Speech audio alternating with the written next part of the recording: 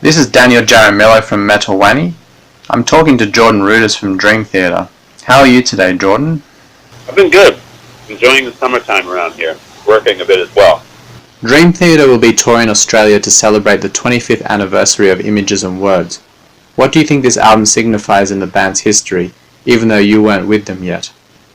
Well, it's a very, it's a very important album to Dream Theater's history. It's the album that really, broke the band, and it was the first time that progressive metal was really exposed to people, on that international level. And Pull Me Under hit. It was hit all over the place in so many different countries, and it allowed, Dream Theater, basically set Dream Theater up to not only have a tremendous, career around the world, but also it inspired, this new fusion of music that might not have, solely been from Dream Theater, but they were instrumental, and they were the band that really took that fusion and brought it to, the world. So, so now we're celebrating that album, and even though I wasn't there, I not only realized the importance of it, but it was also the first Dream Theater album that I heard, and I really liked it, and I knew that this band was, composed of people that I could really, musicians that I could really relate to, and at this point, I've played those songs so many times that I've not only internalized them, but I've become kind of like part of them, that obviously I didn't write them, but I feel, such a deep connection with them, and having performed them, and really had them on my mind for so long. And as you were saying, it is an important record in the history of heavy metal, and it's also very close to the listener's heart. I'm sure the response to the ongoing tour must have been beyond your expectations. Are fans singing along to these magical tracks? Oh yeah. When we come on and we play Images and Words, they go nuts. It's such a great feeling to see, everybody kind of like react and get into it. It's just a happy time for sure. And you've divided the set list into two acts. Act 1 focuses on the band's entire career with selected songs, and Act 2 is all about Images and Words. How have the fans reciprocated to two different acts as per the geographical location? Let's say reception from European audiences and British audiences. Well, everywhere we go, the audiences are different in general, but it's a really interesting thing. Obviously Images and Words is the main event. So there's no way around that. It is what it is. But the first set is a really cool collection of, the Dream Theater catalog. It's music from all the different albums, and I think it's really well constructed. So for us, it's fun to play. You can tell that the fans are really into it as well. But no matter where we go, it doesn't matter which country, which continent. When we come on and we hit with Images and Words, it's really, that's what they've been waiting for, and it's really exciting. And you just give the fans what they want. Definitely. So longevity in music has certainly become a lot harder to achieve in recent years. In fact, the modern era has certainly presented new challenges to many bands. So it is a testament to Dream Theater that you're still able to maintain that. What challenges have you guys faced in the recent years with massive boosts in technology and changes in the world? Well, we've been incredibly lucky. First of all, our fan base is so strong, and it has to do with luck, but it also has to do with a lot of time and focus and energy, making music and building, and not slowing down, continuing to work hard, continuing to put out good music, tour around the world. It's kind of like building a brick house or something. You just put the time in and you build it, and you don't stop, and you just do good work, and then you have something that's really powerful and strong. So, and that's what we've been doing for all these years. And we love, we love what we do. We take it very seriously. We feel a sense of responsibility about the music to ourselves, the other people in the band. It's not only our passion to make music, but it's also a job to do it. And we've been also lucky to have an incredible crew around us, and group by group, meaning our managers, our tour manager, I have one of the greatest keyboard techs in the world, Keith Wexler, who goes out with me, been with me for years now, and when we're out together, I feel totally supported, and that kind of stuff really, truly helps us continue. And if you're talking about longevity, I mean, you have to keep this kind of like family or this group together. And there's a lot of elements in a big band that could fall apart if they weren't really right. And so much of it comes down to personality too. You have to be willing to bend and mold and be flexible and go through changes and listen to what other people have to say. And and certainly over the course of the years of Dream Theater, we've had times when things have shifted, and sometimes unfortunately or dramatic turn of events. But here we are. We survived because of all the things that I'm expressing.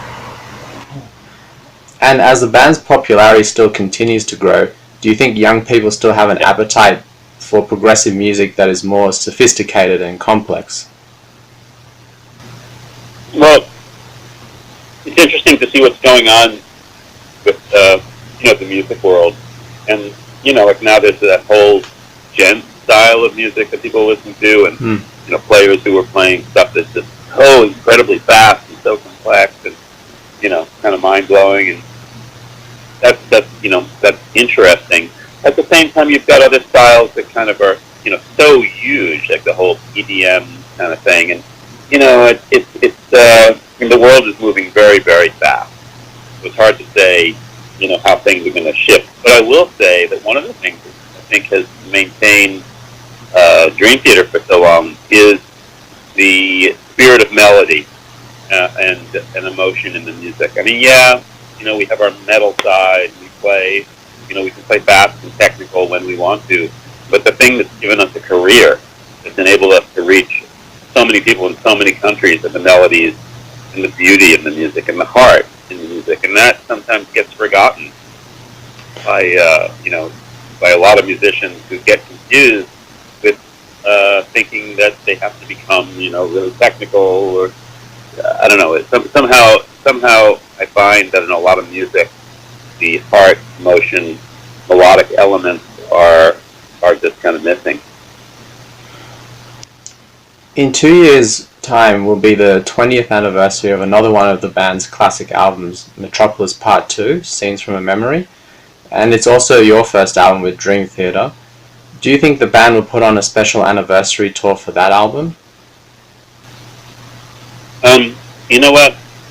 It's hard to say. I mean, we're not. I don't think we're going to do an anniversary tour every time there's an album anniversary.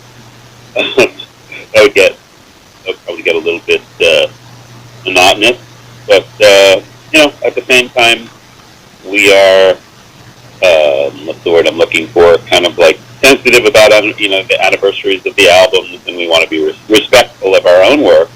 But I can't say right now what we're going to be doing a tour of that album.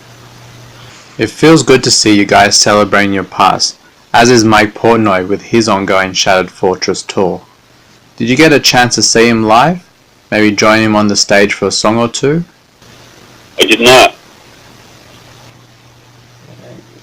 And we did an interview with John Petrucci where he expressed his desire to write a heavier album. Has anything been written so far? In the last couple of runs, tours, we started to put down some ideas. We got a little bit of a collection of riffs and stuff, but not a whole lot, but there's some stuff. Are you guys planning to enter the studio anytime soon? Right now we're about to embark on a whole lot of touring, so we don't have a time yet that we can say when we're going to go back into the studio. We're literally, when we leave in September to come to Asia and Australia and other places, that's starts to the beginning of a long run that won't end until Christmas. So that's what we know right now. With your latest album, The Astonishing, it has had much critical acclaim. What has the response been like from fans at the shows for the new songs? And how do you recreate those songs live without all the orchestration?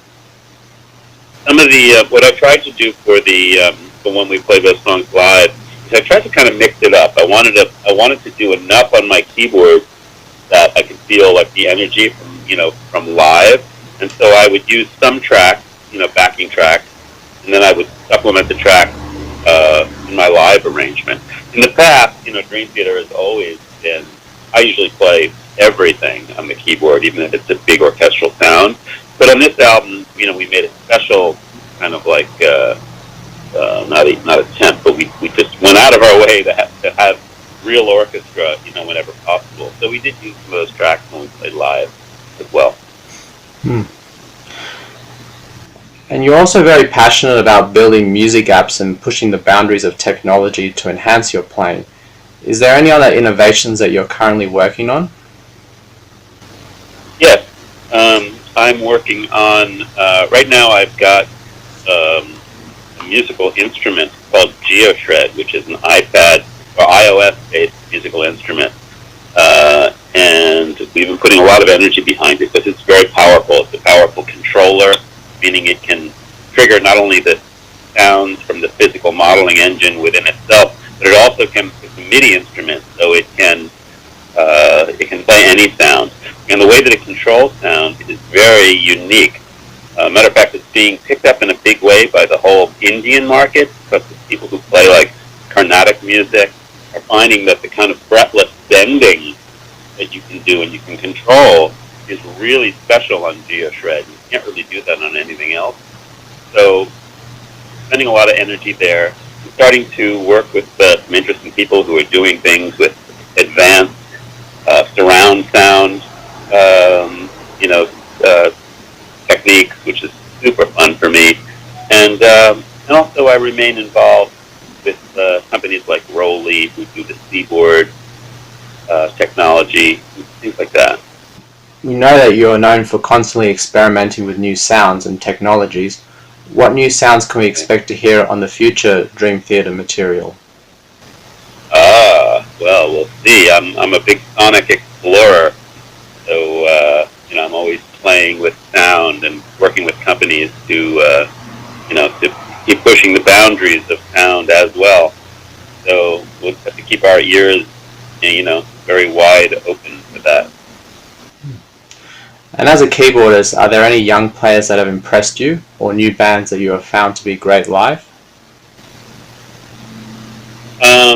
Any young bands? Well, I'm a fan of some of the younger progressive bands, but I should talk about the keyboard players that really are up and coming. I have a couple of proteges who I'm very supportive of. One whose name is Peter, who is now playing in Cirque du Soleil. Actually, he's about to tour in North America with Cirque du Soleil. He's an amazing progressive keyboard player, and he's working on a solo album now, and it sounds amazing. And the other young keyboard player is actually someone who I brought into the Dream Theater fold and did some conducting with Dream Theater for Breaking the Fourth Wall. And his name is Eren Başbu, who's a Turkish young keyboardist and orchestrator conductor. So those are two keyboard players to watch out for. Okay, great. And finally, what message do you have for your Australian fans? Well, it's been a while since we've been down there, and it's we really value our fans there. We love to come there and play, and actually, I always have a great time when I visit Australia, so I'm looking forward to seeing everybody and coming to rock the place again. Well, we look very much forward to it, and I hope the rest of your tour is also great, and I'm sure fans around the world will be excited as always to see a new upcoming Dream Theater tour. Awesome. Thanks for your time and support. I appreciate it. Thank you. Have a nice day, Jorden.